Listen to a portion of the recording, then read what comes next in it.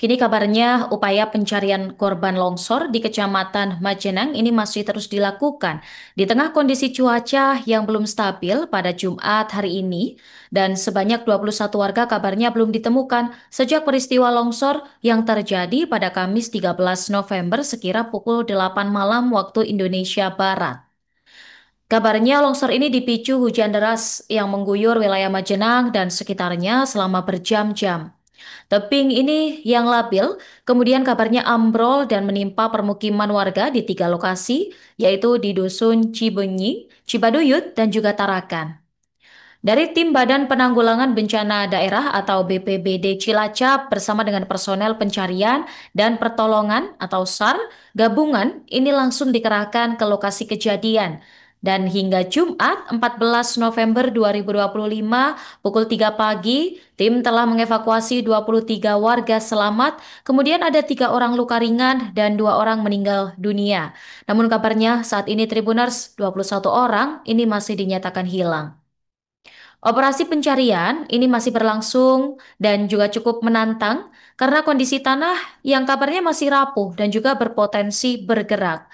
Situasi ini cukup membuat pergerakan tim harus berhati-hati agar tidak menimbulkan longsor susulan. Dan untuk mempercepat proses penyisiran, kabarnya ada 1 unit alat berat yang telah dikerahkan sejak Jumat pagi. BNPB ini juga kabarnya mengirim tim reaksi cepat guna memperkuat koordinasi dan mendukung kebutuhan operasional tim di lapangan.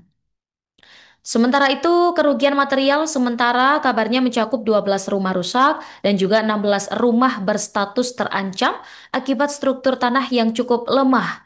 Dan perakiraan cuaca dari otoritas terkait menunjukkan bahwa potensi hujan ringan hingga sedang ini masih akan terjadi di hampir seluruh wilayah Majenang pada Jumat hingga Minggu 16 November mendatang. BNPB ini kembali mengingatkan masyarakat untuk menghindari area rawan lereng dan juga memperhatikan peningkatan aktivitas longsoran, terutama saat hujan mengguyur. Nah, terkait dengan longsor ini, Tribuners, ada satu hal yang cukup aneh dari arus bencana ini. Kepala Basarnas Posar Cilacap, M. Abdullah menjelaskan bahwa longsoran besar yang terjadi pada Kamis malam ini menyapu area yang luasnya kurang lebih 32.000 meter persegi. Menurutnya, arah longsoran ini tidak mengikuti aliran sungai seperti yang lazim terjadi pada bencana tanah longsor, tapi justru mengikuti alur rendahnya vegetasi alam. Jadi kalau dilihat, ini ada genangan, ini justru ada sungai yang terlewati. Nah, untuk mendistribusikan alat berat ke titik pencarian, tim penyelamat ini kabarnya menghadapi hambatan yang cukup besar.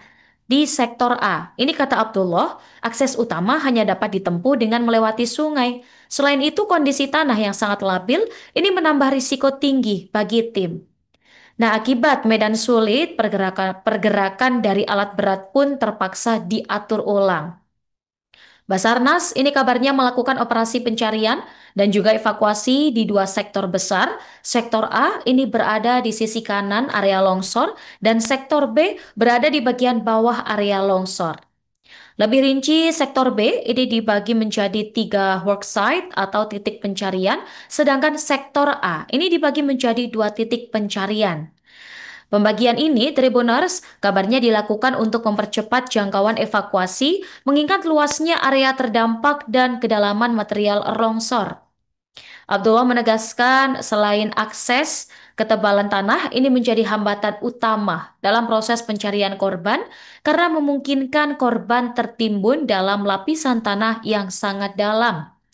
Sementara itu, dari ahli geologi dari Universitas Jenderal Sudirman Purwokerto, Jawa Tengah, Yogi Adi Prasetya, STMSC mengatakan bahwa bencana tanah longsor di 2 dusun, Desa Cibenyi, Kecamatan Majenang, Kabupaten Cilacap, Jawa Tengah, ini masuk kategori longsoran kompleks. Yang longsor ini, Tribuners, berpotensi menimbulkan pergerakan susulan selama musim hujan. Yogi mengatakan hasil analisis sementara menunjukkan bahwa longsor ini merupakan perpaduan antara longsoran translasi yang kemudian berkembang menjadi aliran puing. Dikatakannya, hal ini terlihat dari pola penyebaran material dan juga kondisi geologi di titik bencana. Nah, Tribuners, itu tadi kabar ya seputar longsor yang terjadi di sana. Dan dengan karakteristik ini memang potensi longsor susulan kabarnya masih sangat tinggi. Jadi warga yang bermukim di sekitar zona lereng maupun jalur luncuran agar tetap untuk menjauhi area terdampak hingga evaluasi geoteknik ini selesai. Ada juga satu kisah yang cukup menyayat hati dalam insiden ini, Tribuners. Ada seorang korban selamat Wardi yang berumur 53 tahun. Duduk terdiam di depan puing-puing dan juga longsoran tanah. Matanya nanar terus menatap rumah sanak familinya yang telah rata dengan tanah. Sambil menatap serpihan kayu dan juga genting yang sudah tak lagi berbentuk, Wardi ini tak menyangka longsor bakal datang malam itu juga. Dan nasib miris ini juga menimpa warga lain. Di sebelah rumah Yayung terdapat rumah milik Rislam, seorang kakek yang malam itu mengalami patah tulang tangan, pinggang hingga kaki akibat tertimpa material longsoran. Saat pencarian Tribuners, sebuah boneka kecil menyembul di antara tumpukan tanah, warnanya putih krem, sebagian tubuhnya nyaris terpendam longsoran.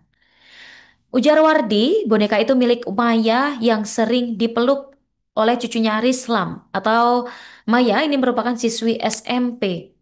Di rumah itu, Rislam tinggal bersama dengan kedua cucunya, Lia dan juga Maya. Keduanya terakhir terlihat bersama di dalam rumah bersama dengan sang kakek. Menurut cerita Wardi, saat tanah mulai menimpa rumah, Rislam ini masih sempat memeluk erat dua cucunya ini. Namun harapan keluarga belum pupus, mereka masih menunggu kabar tentang Yuni, ibu dari Lia dan Maya. Hingga Jumat siang, Yuni belum ditemukan, Tribuners. Di tengah kesibukan para petugas menggali reruntuhan, Wardi ini masih mondar-mandir memantau titik di mana ia yakin keluarganya ini berada. Setiap suara mesin berhenti, ia menahan napas berharap ada kabar dari bawah tumpukan tanah tersebut. Dan sejumlah rumah memang tak lagi dapat dikenali bentuknya karena rata dengan tanah dan ada yang terkubur hingga atap.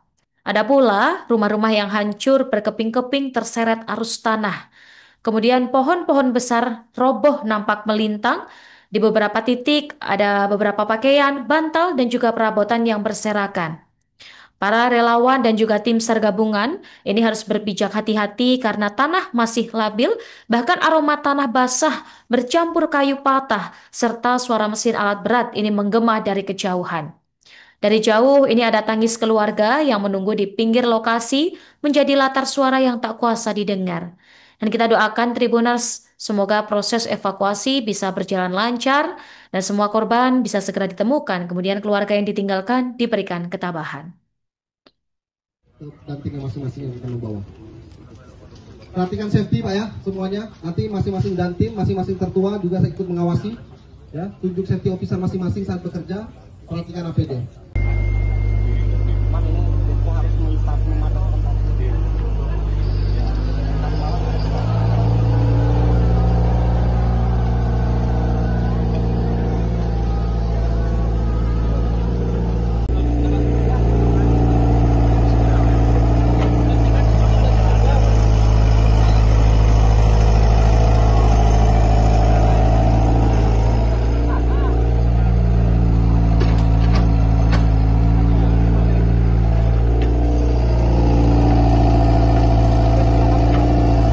Dan tinggal masing-masing yang akan membawa.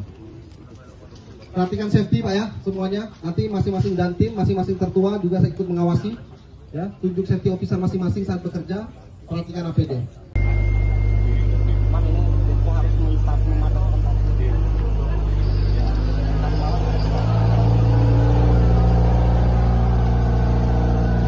Download Tribun X sekarang, menghadirkan lokal menjadi Indonesia.